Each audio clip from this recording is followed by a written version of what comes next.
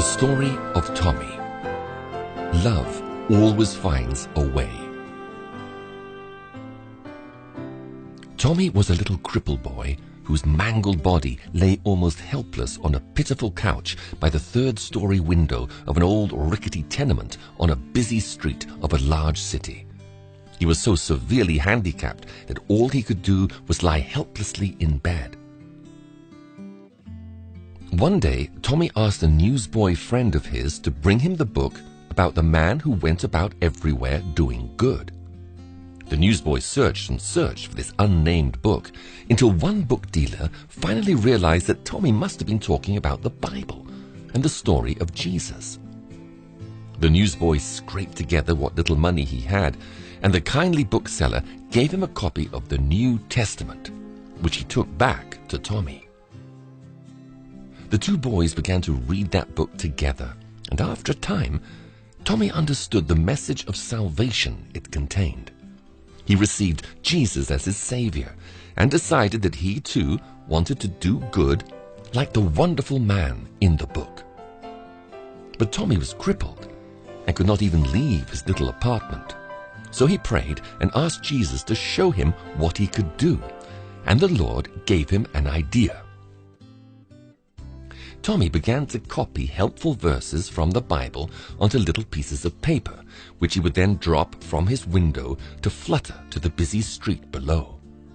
Passers-by would see them drifting down and out of curiosity pick them up and read the words from the man who went everywhere doing good, Jesus Christ.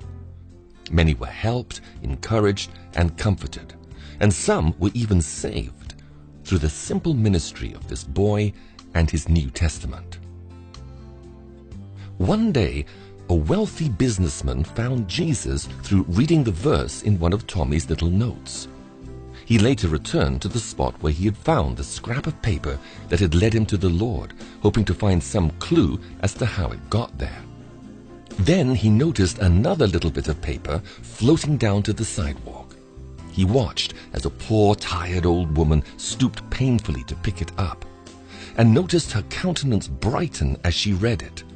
There seemed to be new strength in her step as she journeyed on. The businessman, now fixed to the spot, kept his eyes glued upward, determined to find the source. He had to wait a long time, for it took poor Tommy many painful minutes to scrawl even one verse on one of those pieces of paper. Suddenly, the businessman's eyes were drawn to a certain window, as he saw a scrawny arm reach out to drop another piece of paper, like the one that had brought a whole new life to him. He carefully noted the location of the window, dashed up the stairs of the tenement, and finally found Tommy's humble abode.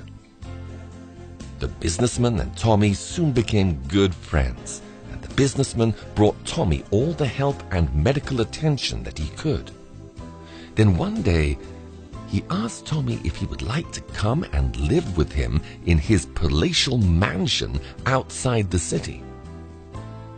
Much to his new friend's surprise, Tommy answered, "I'll have to ask my friend about that," meaning Jesus. The next day, the businessman returned, eagerly seeking Tommy's reply. Instead, Tommy asked him some rather surprising questions. "Where did you say your home is?" "Oh," said the businessman, "it's in the country, on a large and beautiful estate. You'll have a room of your own, servants to care for you, delicious meals, a good bed, every comfort and attention, anything your heart desires. And my wife and I will love you dearly and care for you as our own son." Hesitantly, Tommy queried again, "Are there any people that would pass under my window?"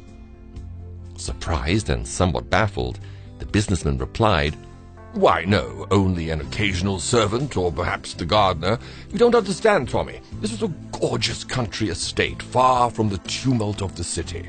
You'll have quiet there and be able to rest and read and do whatever else you want, away from all this filth and pollution and noise and the busy throngs."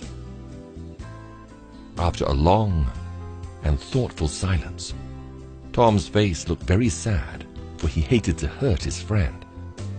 Finally, he said quietly but firmly, with tears in his eyes, "I'm sorry, but you see, I could never live anywhere where people don't pass under my window."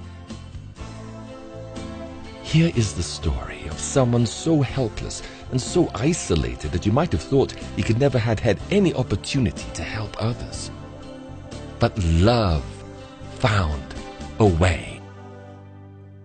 Someone passes under the window of your life every day. Has your love found a way to help them? Has Jesus shown you how you can help them? He will, if you want to, no matter what the conditions or your limitations. God has windows too, and He has promised that if you obey Him and open the window of your life to others, He will open for you the windows of heaven and pour out for you such a blessing that there will not be room enough to receive it.